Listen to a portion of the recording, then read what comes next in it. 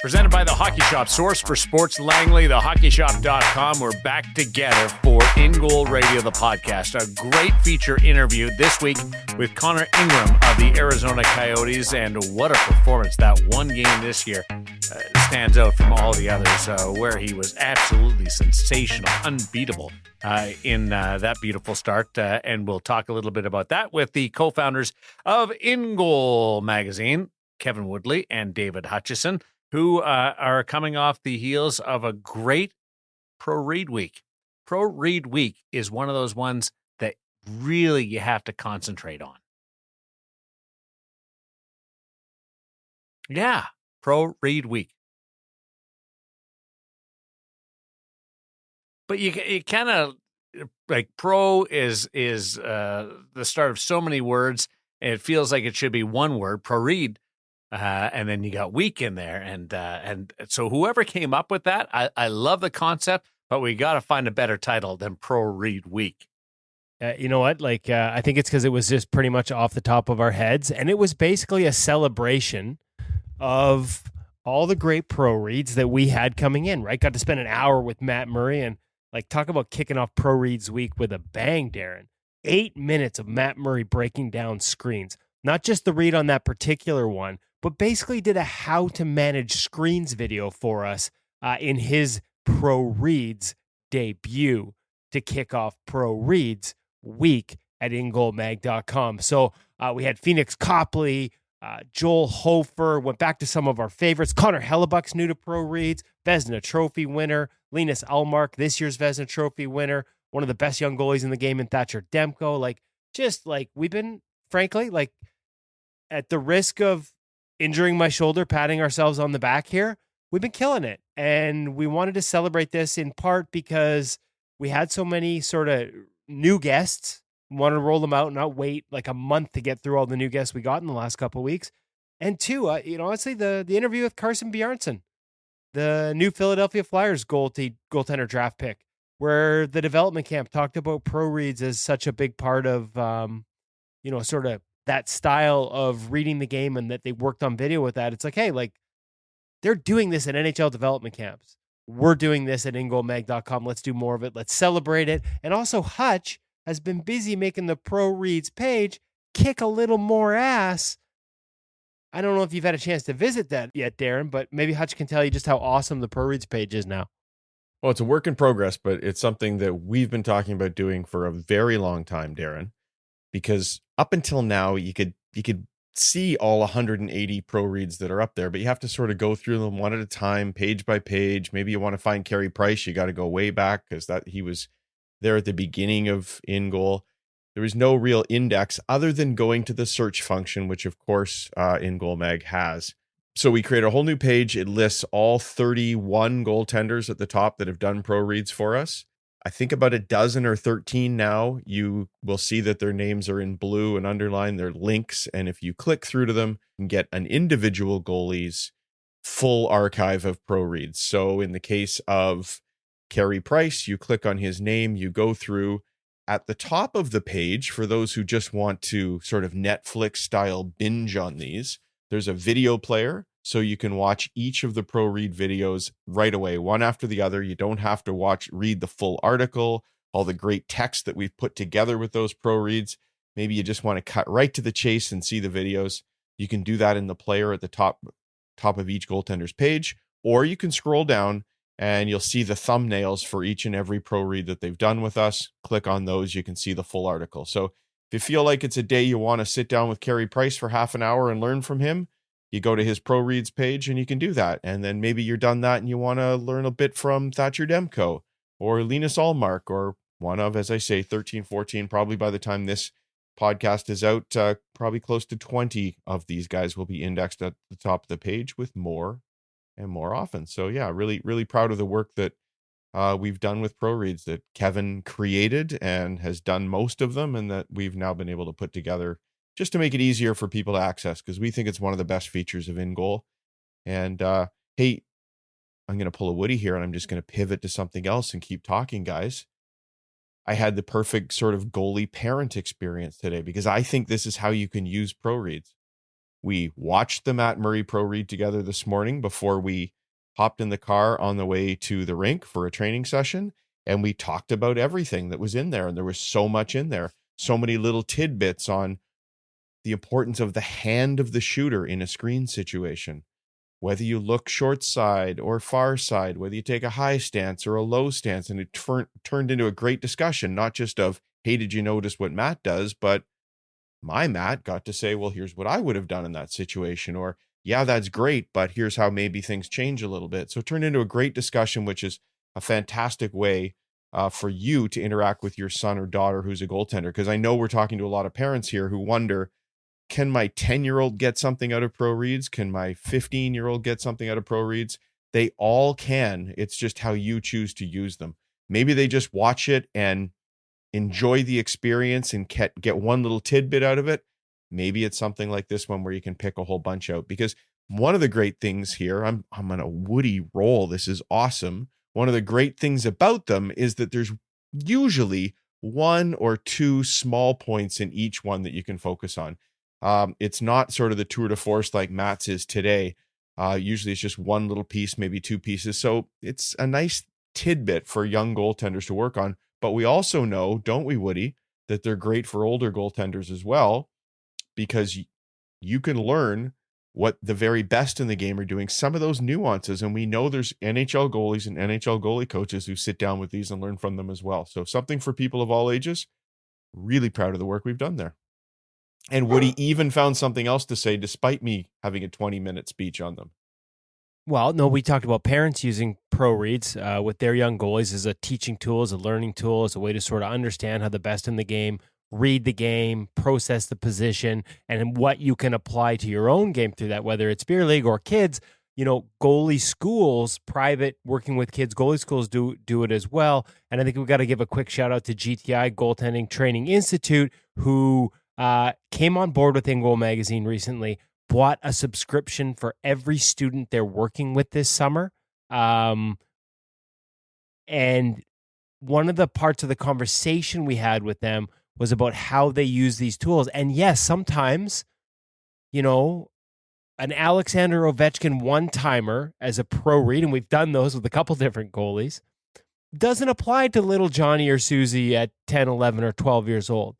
But as coaches, they find little takeaways within the pro reads and ask their goalies, hey, what can you apply from this to your level, to your game? What can you take away from it? And so it's just one more way that they use In Goal Mag as a tool to help their goaltenders get better. And, you know, a little aside, quick shout out to them and thank you. And we'll have more information on it coming out soon for seeing the value and then investing in their goaltenders. Cause it's not just, hey, the goalies have ingoalmag.com and an access to the In Goal Premium subscription while they're in camp. It's for the entire year they invest in their goaltenders having that access. And in a lot of cases, they have students that come back and they do some of these review sessions where they go over some of our material, either review it or, like I said, ask, hey, how does this apply to your level or your age group, or how can it apply?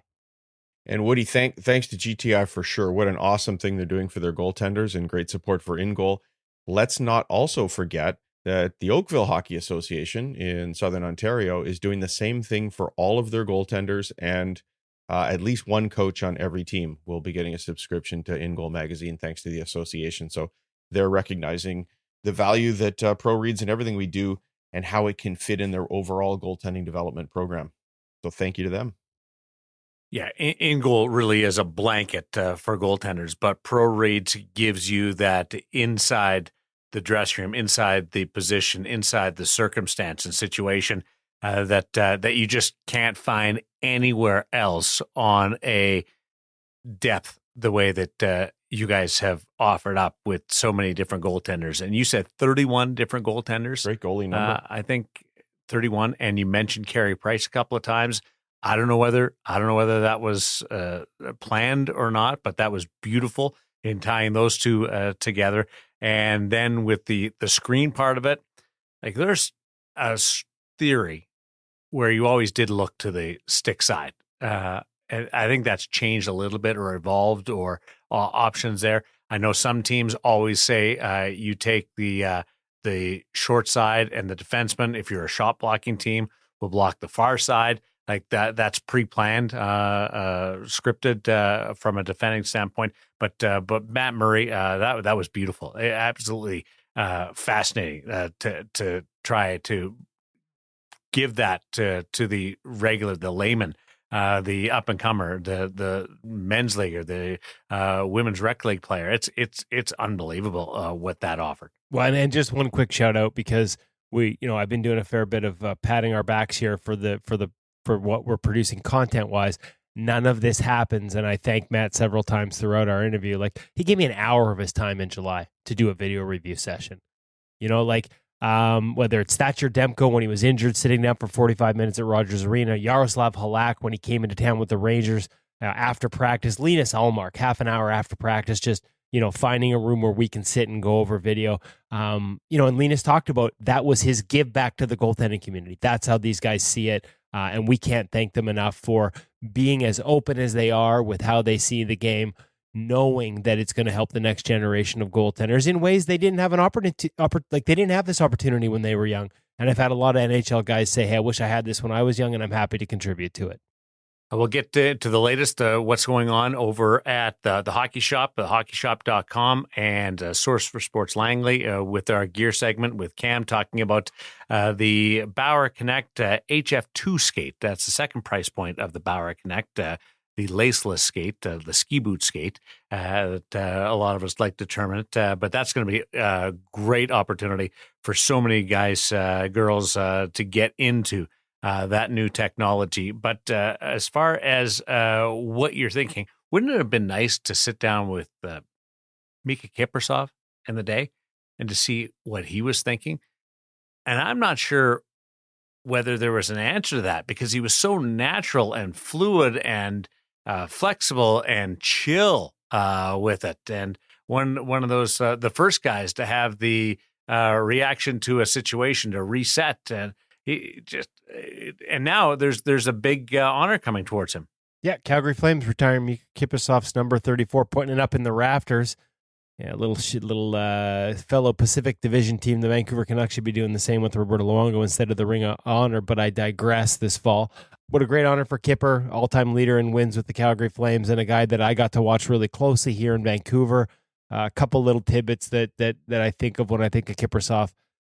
Toe ties, really tight. Did not have a gap in his toe ties. His skates were literally off the ice when he dropped into the butterfly. The amount of tension that would have put on his knees, his hips. And so how did he manage it? He stretched like 3 hours on a game day. Kid you not, I was told he stretched 45 minutes before game day skate, 45 minutes after game day skate, 45 minutes before the game, and 45 minutes after the game. 3 hours on a game day, that guy was stretching. Explosive, flexible, fun to watch. Really a dynamic goaltender. And, shout out to David Marcoux too. So I think that gets lost a little bit. A lot of people talk about the trade from San Jose to Calgary and how, what a fleecing, I can't remember what it was, maybe off the top of your head, Darren, but what they paid to acquire him, and he becomes their franchise leader. But it wasn't there were things that he did different in Calgary, because when he first arrived in Calgary, if you remember, he was injured. And so they worked on all kinds of things with stick handling, butterfly mechanics stuff. You talked about the 5 R's, the reset, the active reset he did after goals. So, some credit to David Marcoux for taking a really good goaltender who had a lot of skill and a lot of technique in his game and just adding, some more modern stuff.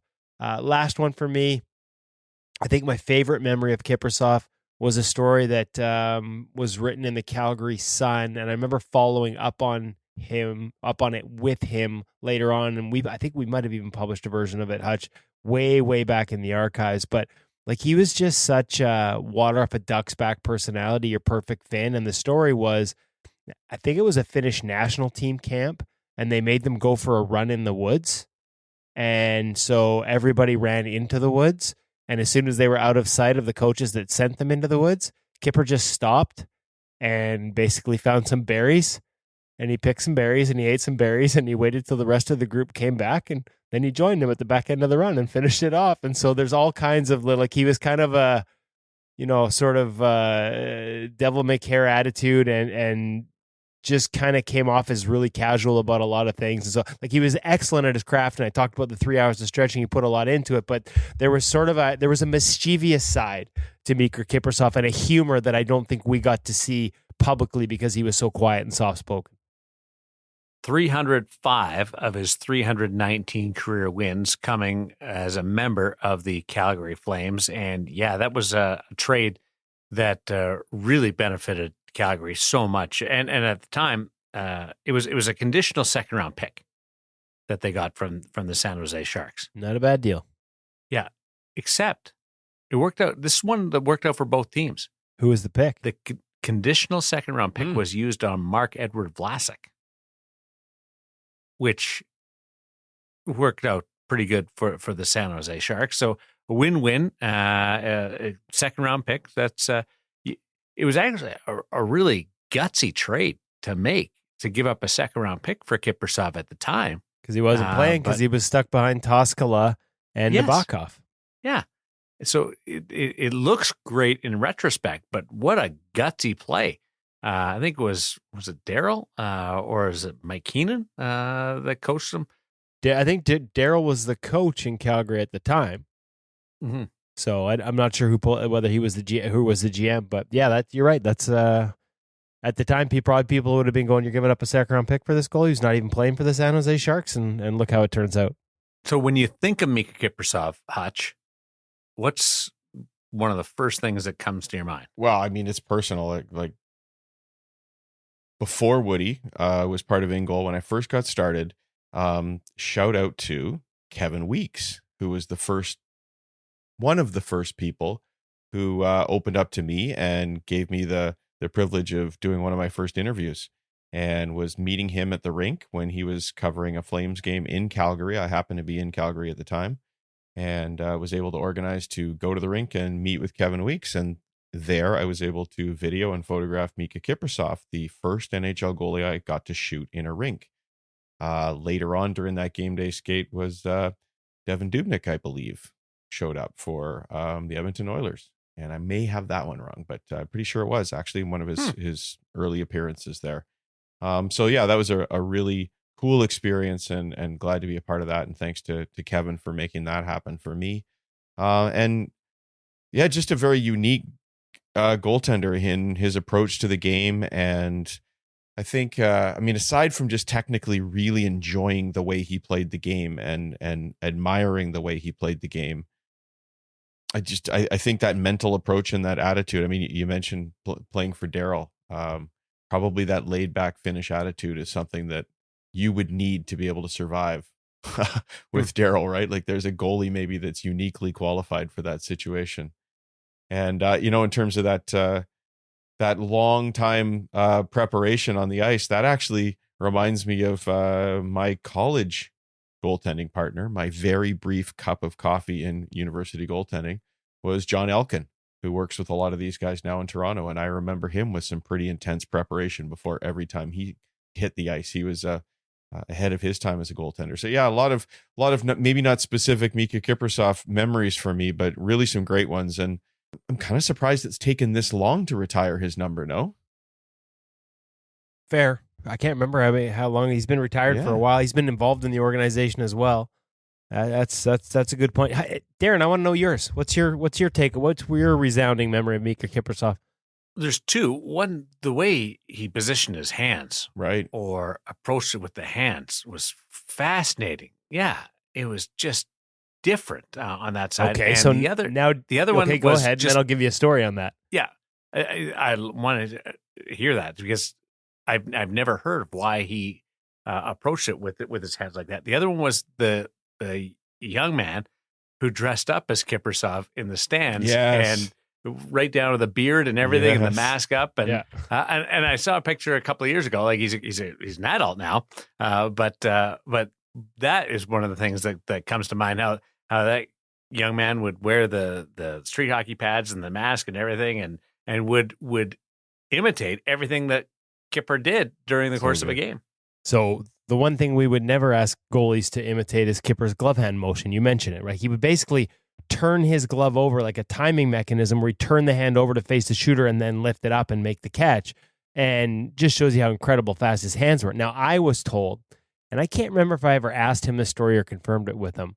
I feel like we did at some point, but I was told that motion, that sort of turning the hand over, originates with a coach. I don't know at what level or what age. Again, I know we wrote this at some point. It's probably way, way back in the archives on the old site somewhere, but who used to turn pucks on end and fire pucks at Kipper from a pretty, again, hopefully my memory serves me correctly, from a somewhat close range.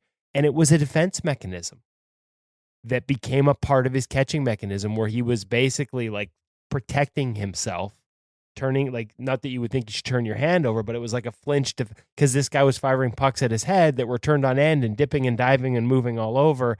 And that's where the hitch started. And it just became something that became a timing mechanism. And, I've had a couple, I know for sure I've heard that from a couple people, and I want to say we've asked him about that at some point. Like, we're talking about a way back, and I'm old, and, that was a long time ago, but I know I've heard that from multiple places. And like I said, I'm pretty sure at some point we ran it by Kipper himself.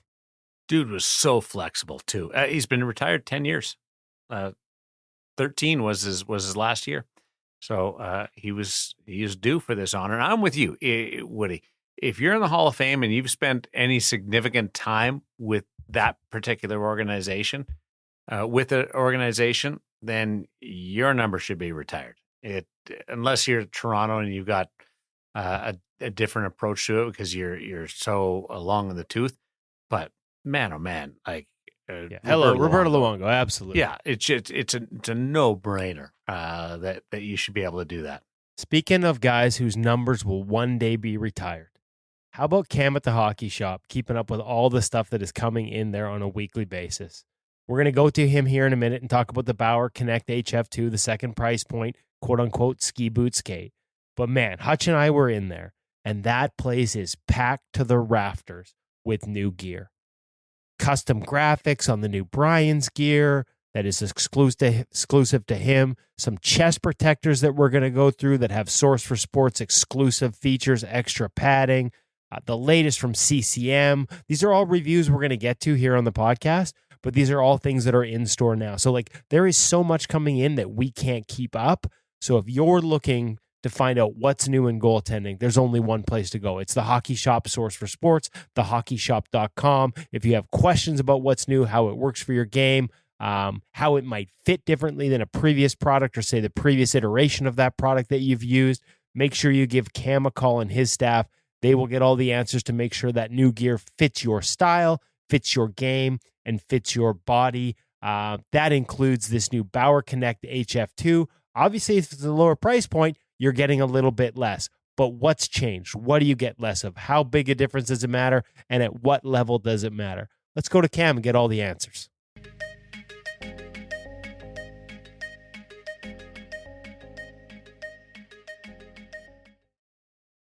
Welcome back to the Hockey Shop, Source for Sports. We're out here in Langley amidst 30,000 square feet of 34,000. Hockey amazingness here in Goalie Utopia, which is the special corner of the building. Special because we have all the cool stuff. Speaking of which, speaking of cool stuff, like how popular have these been since they debuted last season, the KONECT skates, seeing it at the National Hockey League level all over the place. Have a ton of positive feedback from NHL guys. Really, and actually, I digress here a little bit, but the biggest feedback I heard from top pros, from Andrei Vasilevsky to Semyon Varlamov, hips don't hurt as much. The extra ankle And as Shakira flexion, once said, your hips don't lie, so you have to listen to them. You don't hear them as much when you're in the KONECT skate. And now, you can get in the KONECT skate a little cheaper, Cam. HF2. And in intermediate sizes. So, this is the KONECT HF2. Bauer's come up with the second price point model. And of course, the question you're going to be asking first off is, what's the difference financially? And then what are the differences? What am I not getting for the lower price point? So let's start with that price point, because it's a question everybody's going to have. $749.99 for a senior and $649.99 for the intermediate. Okay, so $1,000 skate? Correct. Doesn't come in intermediate. But you can't get in an intermediate. $750 skate, and you can get it in intermediate. So Absolutely. that's a big difference. So the Yes. fact that we've got more people able to access this technology and get dorsiflexion through their ankles is a big part of the HF2. Now, what do you get or don't get here that you would get here? Cam Matwiv, walk me through the So let's KONECT clarify, HF2. like right off the bat, the HF2 is not a replacement for the KONECT skate. This It's is an alternative. It's creating a second price point, so similar to Bauer's tiering structure in their skates as we've seen previously. And also similar to what we've seen previously from Bauer skates, their intermediate model is usually up-spec'd by quite a bit. So the differences are going to be a little bit more minute and minimal to a bit of a degree. So when we're getting a little bit more zoomed in onto the skate itself, we're going to start talking about, first of all, the actual shell itself. So the actual KONECT skate features their Gorilla Mid shell, which is that crazy thermal moldable, high impact, cold weather resistant plastic. And if you read the Top of the review line. at ingolmag.com, you would know that Bauer went and worked with sort of ski boot manufacturers at the top end of that industry to source a material that will be hyper thermal moldable. Get it? Hyper light? Kind of the thing. It's their thing. Just keep going. Okay. So, covered the actual shell. If we look down into the actual bottom buckle itself, So hold on. Grillamid, no Grillamid. no Gorilla But Mid. still thermal moldable, just Exactly. not to the same degree. So we still treat this the same in terms of the molding process itself for the skate. But it's like you don't get that top end plastic, for example. Okay. So, buckle wise, when we look at the middle buckle, like the bottom one itself, we notice that it is shaped a little bit differently. What you are going to lose is a little bit of that macro adjustability. So when you look at the KONECT skate, that buckle is easily screwed in and out because it did have some inherent issues to start off at the back, but this was an easy way to replace it and make sure that you could get that swapped out quite easily. But through screwing it in and out, you got a little bit of that macro adjustability in terms of for how tight it is on the top of your Micro, foot. not macro. Micro Adjustability. Just a correction there, Cam. Oh, a little one, eh? So we don't have that same adjustability in this buckle. No. Still get obviously your same normal notches, but not that same adjustability. The top buckle does have the micro adjustability. So in the top HF2. portion of the skate, pretty much the exact same. It's still what would be the KONECT. Okay, so now here's the thing. People are like, ooh, do I need the micro adjustability on the top of the foot? What if I told you that I got an NHL guy that doesn't even have a buckle on the top of his? Connor Ingram of the Arizona Coyotes. I remember being in the room this year. I'm like, whoa. I was like, hey, first of all, I'm like, hey, you're in the skates, and because it was new, right? So we were talking to guys that had it and knew. I'm like, you don't have a buckle at all on this skate. Like none. Look at that picture. Like none, no buckle. You're telling me, so I was like, and he doesn't need it, got a bit of a bigger hand, or bigger hand. Neat. He doesn't need it, has a bit of a bigger foot, little taller arc, so he didn't, it was just too tight, couldn't There get it you go. buckled. So he removed it completely. Skate still performs at a really high level, enough that he stayed in it despite not being able to use that buckle. So again, the need to micro adjust this one is, it's not absolutely necessary. You're seeing this at the retail level It can as be well. person to person dependent, which is great because that creates an ability to fit more people into it. So I got another question. Inside his room, did you notice, did he have 2 sets of liners for his skate? I probably should have made note. I did not ask. Not sure he would have had it in his locker because the trainers would have had that somewhere else. So great segue into another difference. Okay, so Ultralon liner does not feature Ultralon. If you want that same liner, these are sold separately. You can run 2 liners inside of the boot itself. Say you want to switch it between periods or you have back-to-back ice times, things like that. That's an ability to kind of get a fresh skate in the middle of a game, which is amazing if you really think about it. They're on sale as well. I believe they retail for $180. I think it is off the top of my head, and we do have them in stock. And yes, they're interchangeable, like I said. So this is not the same level of the Ultralon liner. Where am I going to feel the difference? Is it the moldability? It's still going to have that same moldability because it is a thermal molded foam itself, and it is going to have that memory foam activation from that thermal molding. So you are still going to get that same imprint, but in theory, you are getting the better liner here versus there in the HF2. And as you said, interchangeable. So if I want to spend $180 and buy my own second liner, you can buy the high-end one to put in Correct. the slightly lower-end skate. So one more final note, especially when it comes to interchangeable, different steel between the two. You're going to find their Pulse SS steel, which is their Pulse TI steel without the titanium coating. So SS is calling out the stainless steel portion of it. In the regular HF2, we're just going to have their LS3G Plus steel, which is their still stock taller steel, which you're going to find on the Elite skate. This price point is available as replacement. Next step up, you can look into their LS5G Plus, or we can also look into their Pulse TI steel, all of which are interchangeable, all of which are available aftermarket. So the steel itself isn't different, it's just the stainless steel coating, or is it actually different steel? It is a different quality of steel between the two. Again, not unexpected. You're paying less for the skate. There's going to be portions where you're getting a little less, and in this case, it's the steel. But again, interchangeable. You can upgrade, much like a liner having multiple. We know lots of goalies that work through multiple sets of steel. You can just transition through that process. Exactly. Holder itself, Vertex Edge, Still same. same. Yes. So, big key callouts here. A little bit better of a price point. Available in intermediate sizes, starting at size 4. You're getting more options. More people are able to move inside of this skate. Overall, I think it's an excellent option. So if you're looking for a higher end price point on the wall and really looking for something to perform, you have 2 options. Okay, one more question for you, Ken. I'll go for it. We've seen a lot of goalies at the NHL level that want the forward flex. We've talked about the importance of dorsiflexion. We talked about taking some of the impact off the knees and hips by allowing the ankle to flex. Correct. Some guys have pinned it so it doesn't have as much forward flex. I understand this has a system built in where you can do that. Am I correct? That is correct. So it'll be hard to show right now, but there's actually a hole in the back of the skate itself. What we can do is actually put in a helmet rivet, or a helmet rivet that you would find on a normal goalie helmet itself. You pop that screw in and it limits the flex forward. I think you only get about 5 degrees, maybe in and around that same area-ish of turns of forward pitch. So if it was too much, you want to take some of that away, it is a quick option to be able to change that out and set that up for you. One more quick question. Once you put the rivet in, how hard is it to take it out if you decide to go the other way? It's just a screw. It's just a screw. Just a screw. Okay, you said rivet, so I worry about rivets are being sort of a little more permanent. And the reason I ask that is because a lot of guys that we talked to in the National Hockey level started the other way. Mm-hmm. I'm going to start with a little bit of forward flex and see if I want more, as opposed to taking the full flex and then backing off. So just something to keep in mind if this Absolutely. is a new skate to you. Like I said, we've got a ton of good feedback. We weren't really sure what to expect with the KONECT skate when we debuted it last year. And again, you can check out that full review at ingoalmag.com.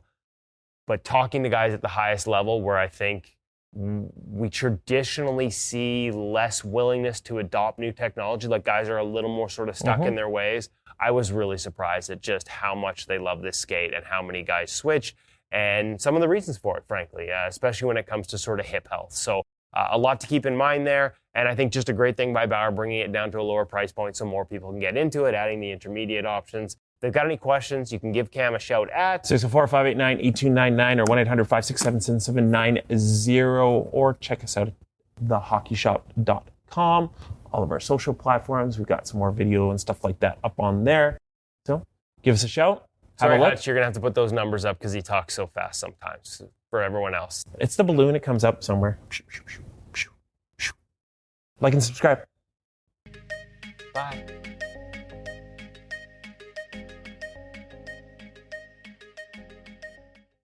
That's awesome. A second price point, because we've all looked at it and there's a certain part of our community that just can't get into that $1,000 skate. But now you get to experience this new technology, first of its kind, at a lesser commitment financially. And you get to go through all of it and see what all the fuss is about. Well, and the kids can fit it now, right? That's the big thing, right? You have intermediate sizes now. And when we talk to these goalies like Semyon Varlamov, Andrei Vasilevsky, I already mentioned some of these in the segment with Cam, but like these goalies are experiencing less hip pain. And so if that, is a real thing, that the dorsiflexion through the ankle relieves some of the tension on the knees and the hips, well, of course we want to apply that to young goalies who, we've talked about this before. We know goalies are 12, 13 years old having hip surgery. So if we can do things to sort of lessen the impact on young goalies' hips and make their hips healthier, then I think that's a great option. For sure. And Cam, what you mentioned it going into the gear segment, that whole operation is a resource that if you're not using them on a purchase, you're doing yourself a disservice. Absolutely. And like I said, like Hutch, like, hey, like how full was that place of gear? Like we've gone through this era where supply chains and shipping and, gears is definitely coming in later in the summer.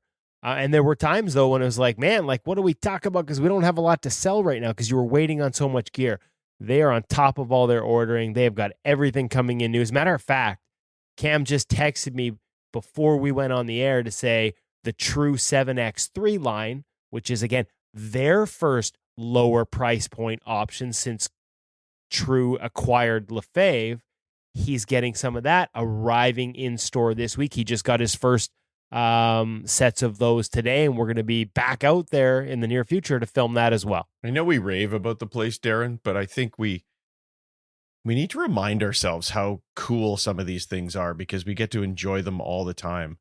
And I think back to one of my first experiences going into sort of a goalie superstore like this, and I'm talking 20, 25 years ago, and how exciting that experience was for me.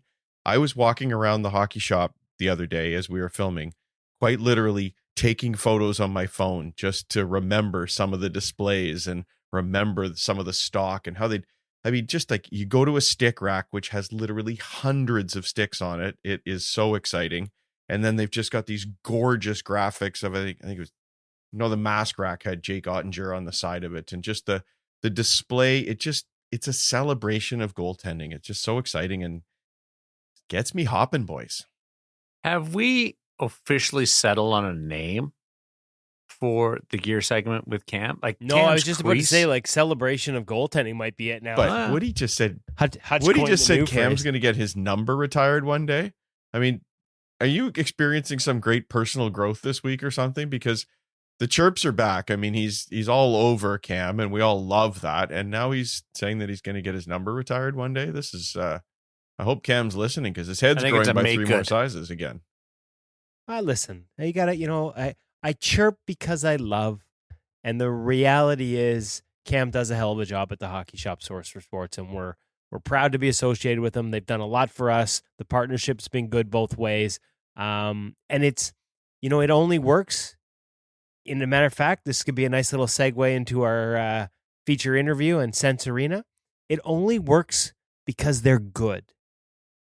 It only works for us because they are so good at what they do, and they take it so seriously, and they truly are invested in the position, much like Sense Arena.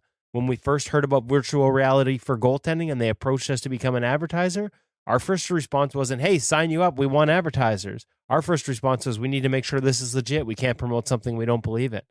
And boy, do we believe in it now. And I feel the same way about the hockey shop. But back to Sense Arena, man, no better time of the year, Hutch, to try it. If you keep hearing us talking about you haven't tried it yet, can't get on the ice, free trials, now's the time to try Sense Arena. Sure is. And speaking of the hockey shop and Sense Arena, go check out our social media. I am sure by the time this podcast hits the airwaves, you will see one of Woody's submissions for the new contest.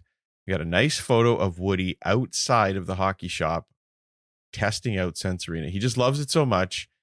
He opened up the card. There it is sitting in the back because he's got to take Sense Arena everywhere he goes. He's like, Hutch, I just got to run through one drill. Hang on a second here. Tosses the headset on in the parking lot.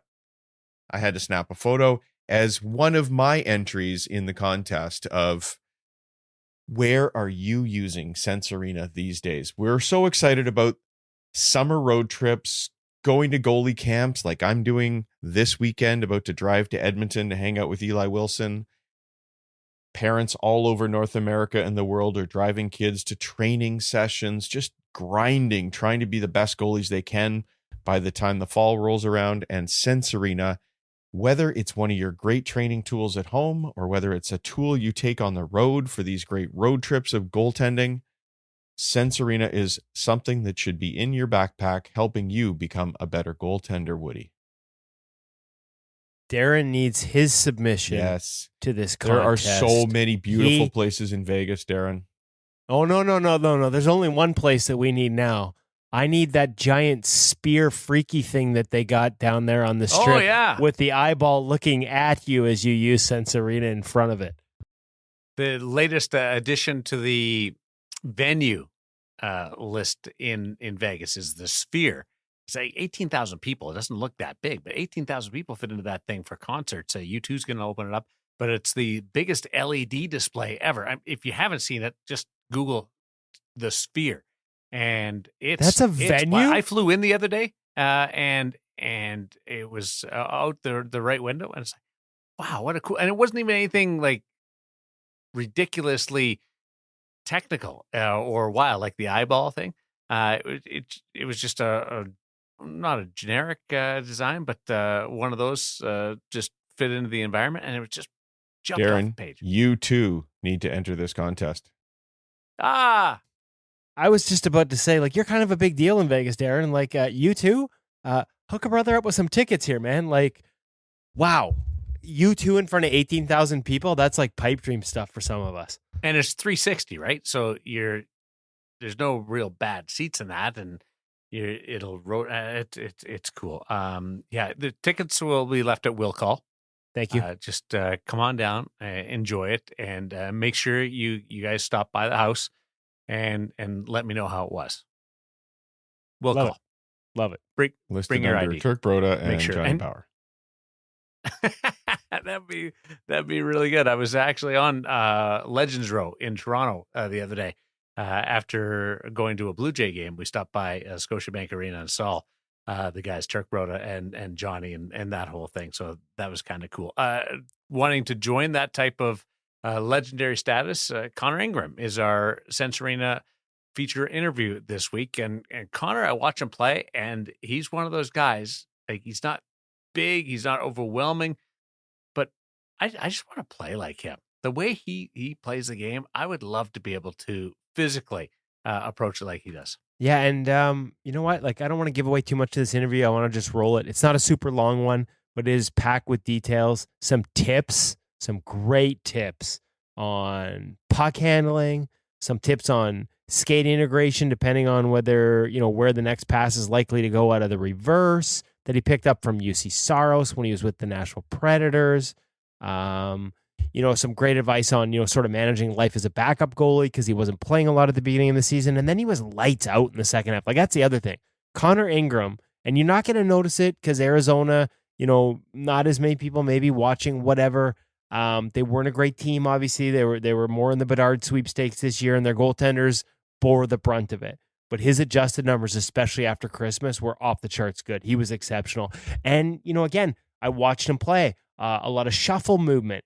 Credit Corey Schwab. He's going to talk about that, how he's added shuffles to his game instead of T-push. And so I think Corey Schwab's another. Look at the goalies that have come through there. Look at the success they have. I think Corey Schwab's a guy that doesn't get enough credit for the work he does to make sure that Arizona is a goaltending pipeline. Kemper leaves, wins a Stanley Cup. You got Vejmelka sort of out of nowhere and having success there. And now Connor Ingram off waivers. Aiden Hill, another great example. So, yeah, Schwabi deserves a lot of love, and Connor Ingram gives it to him as just sort of one of the insights he shares as part of this feature interview. Enjoy it. Brought to you by Sense Arena VR.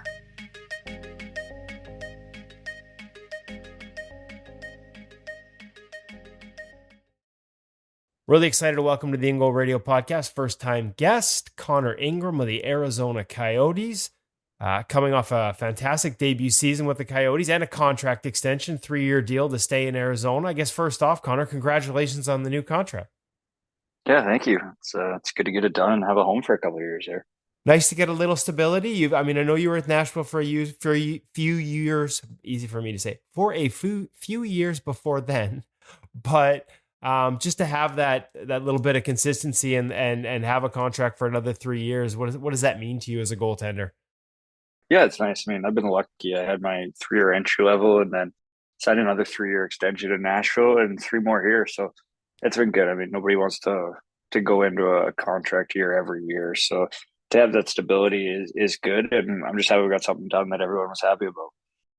That stability and building relationships, especially with a new goalie coach when you move from one organization to the other. Can you walk me through that process and what clicked for you and Schwabi there in Arizona? What were some of the things that he did that you liked or that fit your game in terms of whether it's a teaching style or even just a communication style?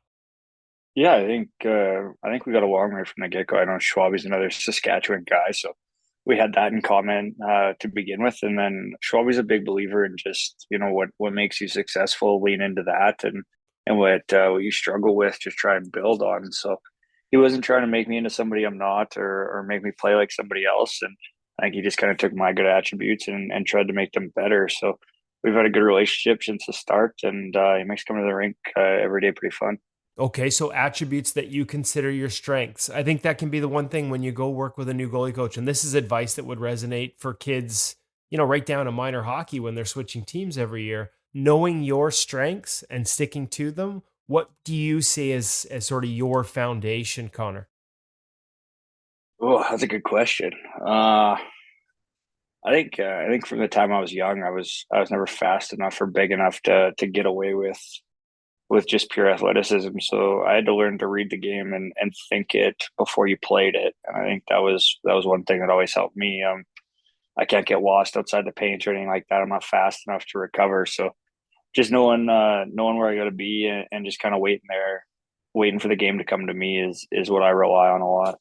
I guess from a tactical standpoint, that would mean sort of maybe a little more neutral depth, not being aggressive, as you said, staying in the paint. Did you ever run into times in your career where you had a coach that was like, hey, I want you to take a little more ice. I want you to be more aggressive, and maybe walk us through how you would navigate a situation like that? Again, in terms of you always got to make the coach you're working with happy and be willing to try new things, but at the same time, stay true to what you believe to be your strengths. Yeah, exactly. I think every coach wants you to try new things, and you have to. Even coming up through the minors, that's what the minors are for, is to learn new things and try new things. So I think definitely when I turned pro, I tried to push the limits as much as I could, just to build that speed and that trust in yourself to know that if you ever do get out there, that you can fight your way through it. So I think that's just a stepping stone. And I mean, I'm 26 years old, and this will be my seventh year pro. I'm still trying new things to try and get better. Tools in the toolbox, as Dave Rook always says. One of our favorites. That phrase, that's kind of what we're all about here at In Goal. Is there any tool you can share with us that might have been new working with Corey, or even something you picked up from Karl Vejmelka in terms of maybe doing something a little different than you had in the past and tinkering with it and being like, hey, I like this. This works for me. I mean, there's new things you learn. You learn everywhere you go. I know one of the first things Schwabi taught me was, even when guys room pucks in, you got to know what hand they are to know how hard they're going to come around the boards. The spin coming off sticks is different from each way, and whichever way it's coming. Things like that. I mean, I picked up from UC in Nashville. He'll play with the toe box if pucks are below the hash marks, and then if it goes up high, he'll put his blade on the post just so he can jump out harder and things like that. Just little things that if you just watch guys that are the best in the world at what they do, you'll pick up on. So it's fun to watch, and I like learning. And I think I'm a visual learner too.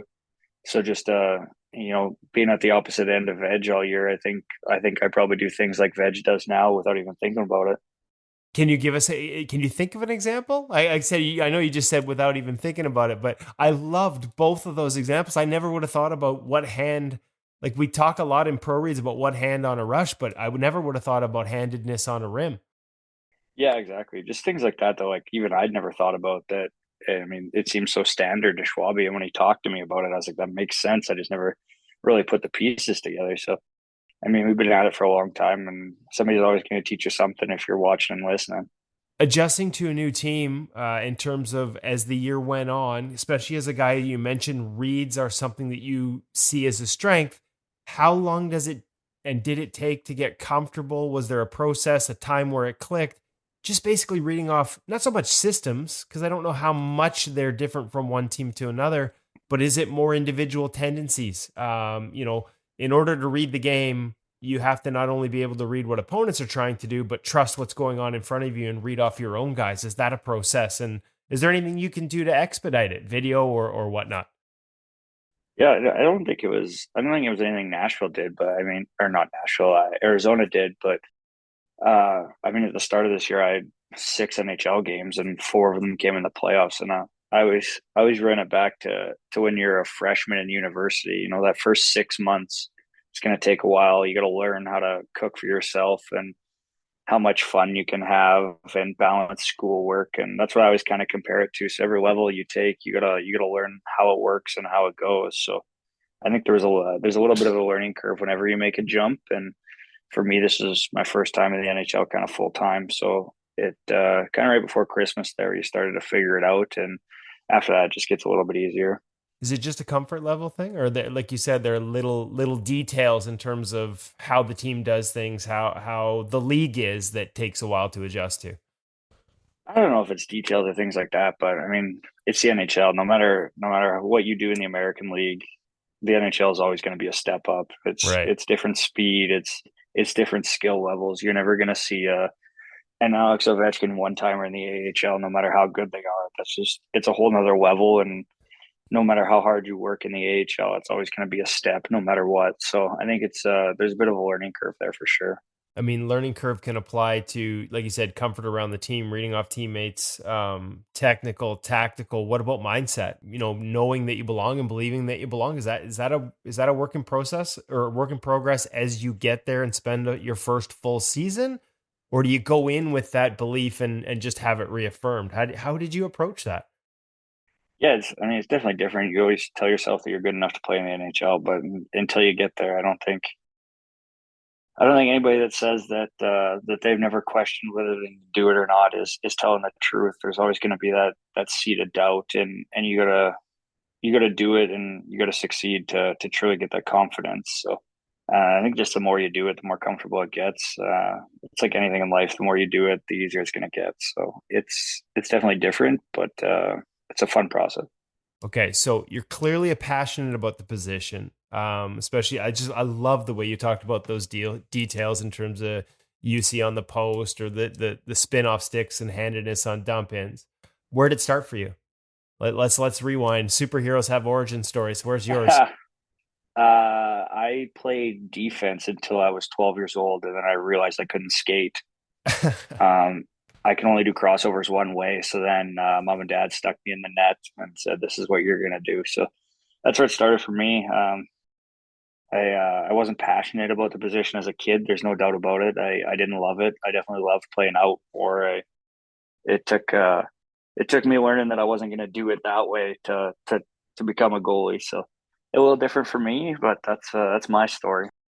Okay, so do you see, I keep coming back to reads because reads are such an important, I don't think you can succeed at the National Hockey League level unless you read the game well. And you've mentioned it as a strength. And it's something that a lot of kids, frankly, today don't develop. You can spend a lot of time in goalie schools doing goalie drills and not really learn how to sort of process and connect the patterns of the game. Playing defense until you were 12 years old. We've had Braden Holtby on saying his dad, who was a goalie, wouldn't let him play goal until he was, like, I think, 13 or 14. The idea being understand the game from the other side of the ice. Do you think that, one of the reasons reads are a strength is all the time you spent playing as a defenseman, like you seeing it and coming at it from that side of the puck? Do you think it helped you as a goalie? Yeah, 100%. I think it teaches you the game. It teaches you how the game works. It's like anything in life. I'm a big believer in, and you can't just play hockey too. I mean, people call goalies athletic or non-athletic, but I think you got to do other things too. It's like you grow up playing baseball or tennis or golf, whatever it is. All those things are going to help you cross train to be a good athlete, not just a good hockey player. So I'm a big believer, and you gotta see it all before you decide what you want to do. And I think it definitely helped me. Other sports? What were yours? Oh, I did it all. Yeah, no, I Yeah. tried it all. Pretty much everything you can name. I never played soccer. Growing up in small town Saskatchewan, that's one we didn't have, which is crazy because my fiance now played soccer in college, so she has to sit me down and teach me the rules of soccer, and I'm starting to enjoy it more and more now. But that was about the only one I never did. I was I was I was really bad at a lot of them, but I definitely tried them. Physical literacy, that's what they say, play everything. And yet so many kids are year-round goalies from a very young age. So I got to ask, as she sits you down to teach you soccer, are you like me? Does the size of the goal just make you twitch?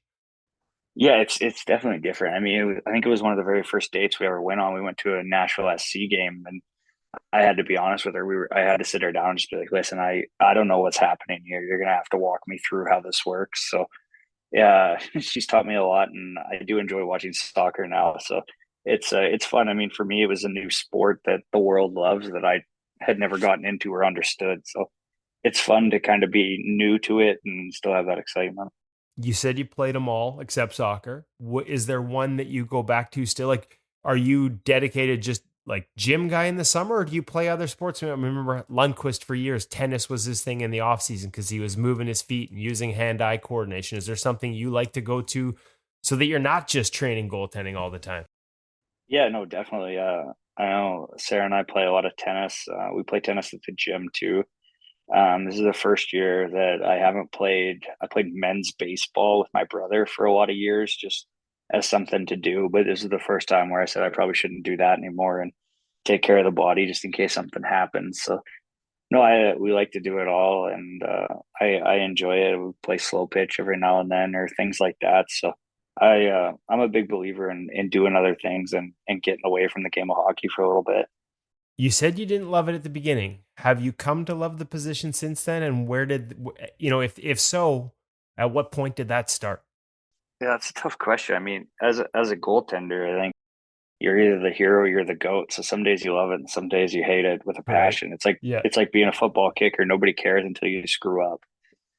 So it's definitely a love-hate relationship, but I definitely enjoy it now, and it's different. And a lot of people that I meet when they ask what I do, and if I say I play hockey, they say, "Hey, well, how come you still have all your teeth?" So that's definitely a nice part of the job.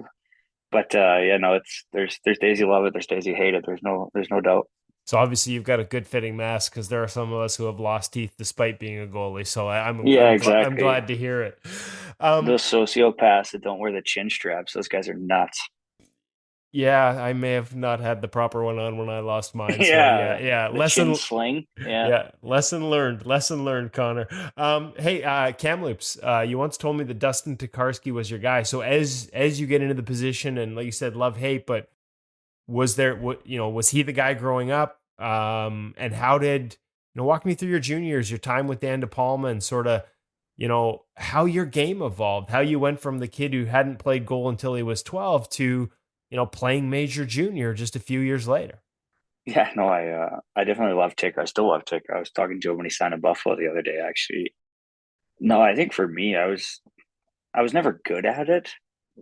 Um, I mean, I left Imperial when I was 13. I got cut from my Bantam Double A team at 14. I played midget Double A at 15. 16, I got lucky and got on a good team in PA. And then 17, I ended up in the dub, wasn't drafted. 18 had a good year, ended up getting drafted. So, I mean, I was never the guy that I think people looked at and was like, that guy's going to be the next big thing. And I was just, for some reason, just kept plugging away at it and eventually made it out. So I, uh, I don't think I'm the textbook at 10 years old. Everybody knew that guy was going to play in the NHL story. So, uh, yeah, it's a little different, but I mean, growing up where I grew up, I wasn't on the radar for a lot of people, I don't think. I think probably some good lessons in there for kids that, maybe are a little down right now because their summer or their draft didn't go the way they had planned or maybe had hoped. Yeah, I think at the end of this, I could write a decent little book if I wanted for all the things that have gone on in my life. So it's definitely not been easy, but for some reason I just kept doing it, and here we are. Well, hey, I happen to know a publishing company that would be happy to let you be one of their authors when that time comes. Talk about Dan and like, how did your game evolve technically? Because obviously, as much as you talk about reads being the strength, for example, I watch your skating and your movement and use of shuffles rather than T pushes in a lot of situations really stands out, especially on plays laterally, frankly, where you're making saves at a rate that's amongst the top in the National Hockey League this past year. Where did that technical side of things start to come around for you? I think yeah, I think Dan DePalma was one of the first like full time goalie coach I ever had. There was a company here in Saskatoon called KONECT that I used to go to when I was a kid, but he was the first one that I ever had full time. So anything like that you give me credit for, it definitely came from him. So He taught me a lot. He taught me a lot about goaltending. He taught me a lot about being a person. So he'll always be a great mentor in my life. And there's definitely a couple of texts exchange between us quite regularly still. When I describe the skating, like have I got that right? Am I seeing that right? Like, are shuffles, has that just always been how you've done it, Connor, or was there a point in your life? Because I know at different stages over the last 20 years, like everything would have been T-push at certain times, and now we're seeing shuffles become more and more common. So, am I just seeing something that you've always done innately, or was there a point where that was added? I think that's a Schwabi thing, honestly. Okay. I know when I came over from Nashville, we did a lot of stuff where he talked me out of doing T pushes and just shuffling around instead. So I think that's something that he hammers home, and his whole stance on it is why would you open a foot and get not square when you can just shuffle and be square the whole way in case it comes a little quicker than you're thinking it is. So that's definitely something he ingrained in me too. And honestly, when you say it, it's not something I think about. It's probably just try not to get scored on and do whatever it takes. I was just going to say, like, that's probably a good sign, right? Like, not to show my age, but if you think out there, you're dead. The fact it became instinctual after just a year with Schwab is probably a hat tip to both of you. Yeah, I know there's a drill we do every morning. It's one of the first things we come on the ice. And when I first got there, it started with T pushes. And he said, why don't you just shuffle it? It never crossed my mind that I could get there just doing that. So that was one of the first things he did teach me. And now that you say it, it makes sense that it probably just slowly crept its way into my game. As you went through that the first time making that adjustment, was there any keys you could share with others? Hey, like, this is how you become a guy who shuffles more than T pushes. Just do the drills repeatedly, or is there some little intricacies that can help you get better at shuffling? Because like I said, it really does stand out. No, I don't know if there's anything that goes about it. It's probably just that's what Schwabi told me to do, and I was trying to stay in the NHL, so I did it. And it worked for me. I mean, that's why Schwabi's been around for as long as he has, and why he's pumped out guys that he has. I think he knows what he's doing. Yeah, one of the best. Last one for me. One of the challenges, especially early this year and at other points in your career, has been not playing as much, right? Like when you're in the backup role, you got to play more at the end of the season this year. But for other kids that find themselves in that spot, Connor, and you've been a starter for most of your career at all levels, but there have been times where you aren't playing as much, especially as a guy who relies on reads, who probably has a little more timing in his game.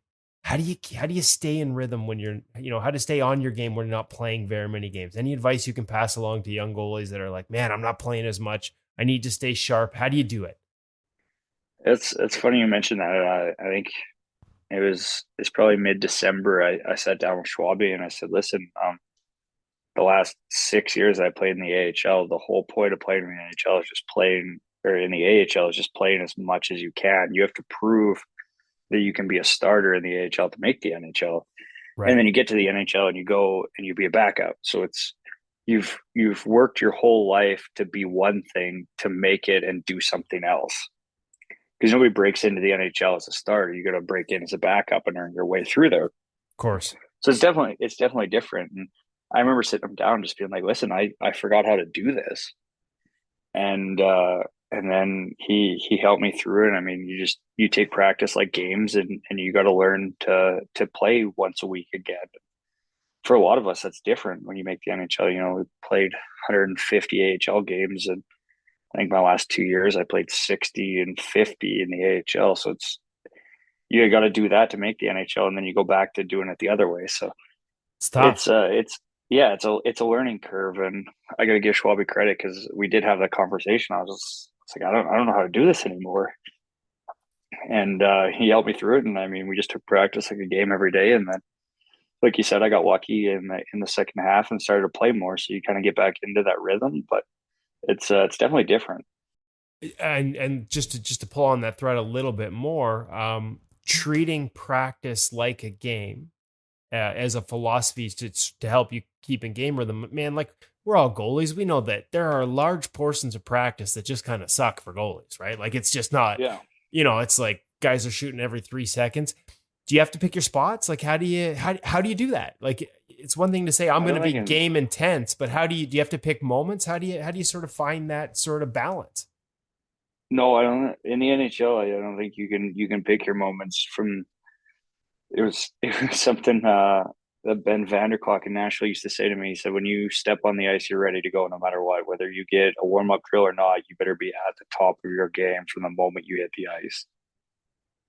And that's kind of stuck with me. I mean, even now with Schwabi, we'll go out 15 minutes early every day, but from the moment my skate touches the ice, it's go time, and this is what we do for a living. So it's going to work. It's like going into the office at 9 a.m. and taking until 10 a.m. to really get into it. From the moment you step on there, it's go time. So it was it's a learning curve, and it's something in pro hockey you got to buy into and do. So it's there's a lot of life lessons tucked away in here.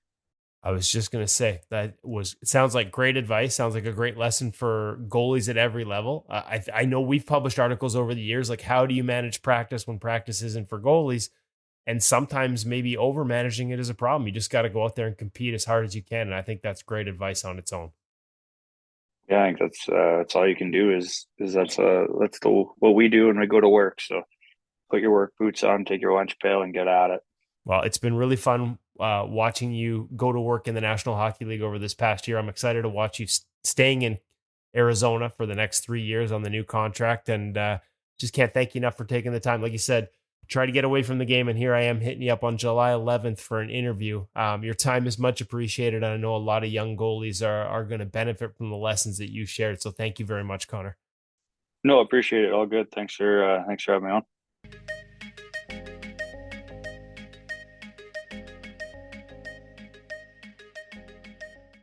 Really interesting. And the part that I'm honestly having trouble getting through all my brain synapses and making some sense of it is the way you dump the puck in, which hand the player dumps the puck in, will really have an effect on speed and how you play it. Hutch, what was your reaction when you heard Connor talk about that? Yeah, it's honestly not something I'd thought about before, so I was really excited every time we get a new little tidbit after all these hundreds of interviews. It's really, really fun. And so I told you I had my goalie parent moment on the way to the rink today. I had my goalie coach moment at the rink today. I was on the ice with my son Matthew and a young goaltender Finn, all the way from Switzerland. Thanks to our friend Pete Martin at Pro Skate Goal in Calgary. He connected us because he knew Finn was going to be on the island and wanted to get him together with Matthew, same age. And we were doing a session. We had a couple of really, really good shooters, one American Leaguer, one NCAA shooter. And we were doing a little bit of puck handling stuff. And I said, hey guys, can we just try something? We were listening to a podcast the other day on the way to the rink. And here's what Connor Ingram told us. And I happen to have one right-handed shooter and one left-handed shooter. So we started dumping pucks in from the same side of the ice so that Maddie and Finn would get the experience of working with both-handed shooters. And first off, the thing that was really fun is when I explained to the shooters why we were doing this, they got all excited and said, oh yeah, heck, it makes a huge difference on one-timers when somebody's passing it to me. If I get the right spin on the puck, I can get off a much better one-timer. And so they totally understood this might make a difference. And yeah, if you're coming in on your on wing, so a right-handed shooter on the right wing, the puck will spin in such a fashion that it will add to the velocity of the puck as it goes around the boards. And it makes it a little bit tougher to pick up that puck as it hits your stick behind the net, and maybe a little bit more prone to popping out front as well. Look, it was a very quick test that we had. But Maddie definitely came back eyes wide open and said, yeah, it makes a big difference. It's something I'm going to start noticing. It's not like when you're receiving a dump in, you're going to be overly focused on this. It's just one of those things that'll be in the back of the mind and probably, just increase the odds a little bit in your favor because something that's going to be coming towards you is going to be just a little bit different. So a whole new way of reading the game. Love it. Just love it. I love it. I love that that's how it's so organic, right? Like you ask Connor Ingram, hey, like what's something new that you picked up this year? And he shares that, and we're already Got guys experimenting with it. I'm sure we're going to hear back from like other people are going to be paying attention to this around the goalie world, right? Like there will be other coaches that will start to bring this up and other goalies that will start to have this conversation. Like it's the perfect, and thank you, Connor Ingram, for doing that and being so open and sharing. It's yet another perfect example of what we're trying to be all about, tools in the toolbox. I don't think I ever would have figured that out or thought of it ever, that was an actual thing. Well, I never would have figured it out because my team doesn't let me handle the puck.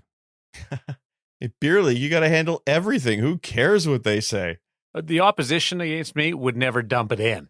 Like, why would we do that? If we're going to dump it in, we're going to dump it in on the net. We're going to put it on the net, not throw it around the boards. Why would we waste a scoring opportunity on that? It's so much easier in Beer League to handle the puck because instead of the dump and chase, they play the dump and watch. They dump and then they go to center ice and drop the puck. That's what they dump and drop. My problem is so do my defensemen.